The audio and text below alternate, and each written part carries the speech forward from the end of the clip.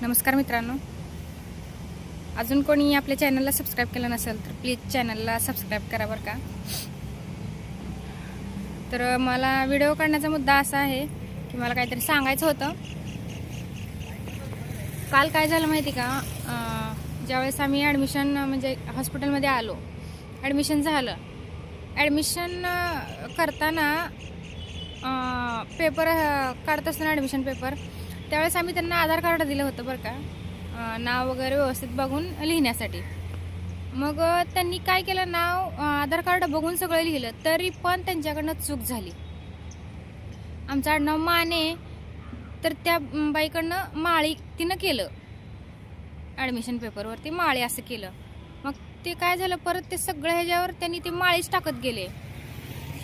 बेडचं हे असते नंबर असतो ना, त्याच्यावर त्यांनी माळी टाकलं, फाईवर त्यांनी माळीच टाकलं, सगळं ह्याच्यावर माळीच टाकत गेले. मग नंतर माझ्या लक्षात आलं, हे आडनाव हिने असं का टाकले. तरी पण ॲडमिशन झाल्यानंतर वर आल्यानंतर ते फाईलवर त्यांनी माळी टाकल्यात ना, त्याच वेळेस मी त्यांना सांगितलं बरं का की आमचं आडनाव माने, तुम्ही माळी का टाकले. तर त्यांनी म्हटलं की नाही, आम्हाला जे सांगितले आम्ही ते सांगितलं. काय इथं आमचं आधार कार्ड आहे की तुम्हाला दिसत नाही का म्हणले, तर माने माळी माने आडनाव आहे, तुम्ही माळी टाकताय. तरी पण त्यांनी काय केलं माहिती का, नाही ॲडमिशन पेपरवर जी आहे तीच. मग मी ॲडमिशन पेपर बघितला, तर त्या बाईनं आधार कार्ड बघून सुद्धा माळीच केलं होतं त्याच्यावर.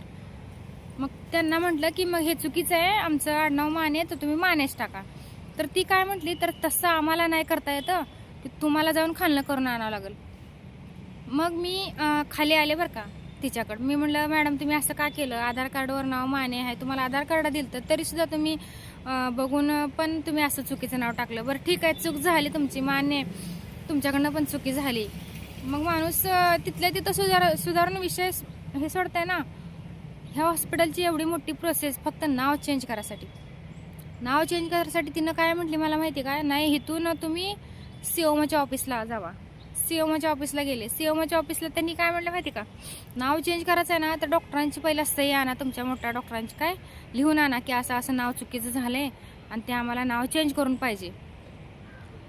वर गेले, परत वर गेल्यावर त्यांनी का तिथं डॉक्टर नाहीत.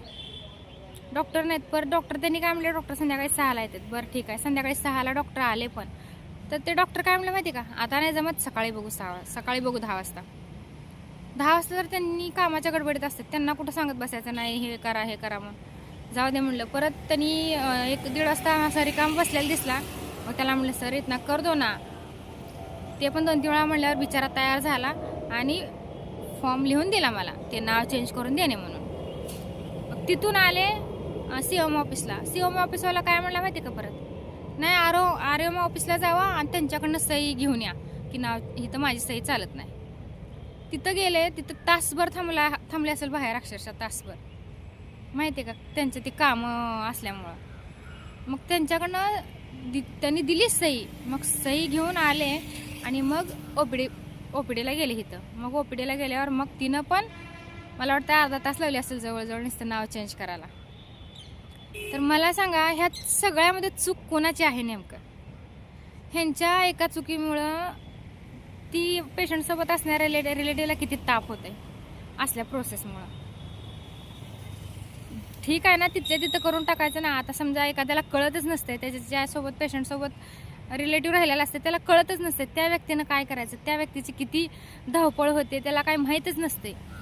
मग तो काय होतं माहिती का, ते तसंच घेऊन जाते, जाऊ दे म्हणते. पण परत त्याला कुठल्या तरी कागदाला किंवा काहीतरी असते, कोणाच तरी हे असते, काय म्हणतात त्याला, इन्शुरन्स वगैरे असते.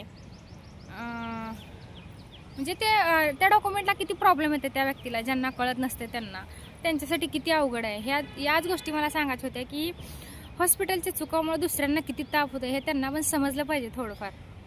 लय नाही, थोडंफार. बरं ठीक आहे ना, मग तुमच्या पद्धतीने करून घ्या, दुसऱ्याला कशाला ताणता. आता ज्यांना कळतंय ते फिरू शकते, पण ज्या व्यक्तीला कळत नसते, माहीत नसते, अशा व्यक्तीनं काय करायचं तुम्हीच सांगा.